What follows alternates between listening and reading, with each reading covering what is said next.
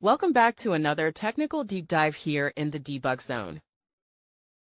Today, we're tackling a big question and breaking it down with insights from other users. Hopefully, this clears up some misconceptions and helps you get the answer you need. So, buckle up, stay a little curious, and let's jump right in.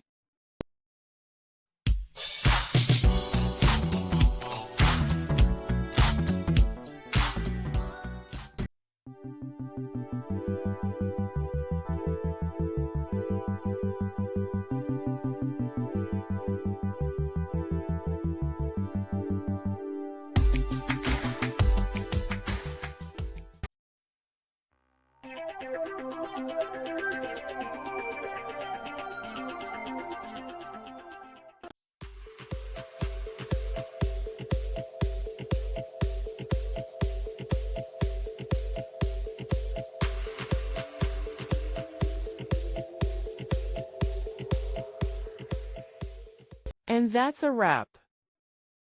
I hope you found the answer you were looking for. If you did, take a second to hit that subscribe button. It really helps out. And let me know in the comments which solution worked best for you. See you next time in the debug zone.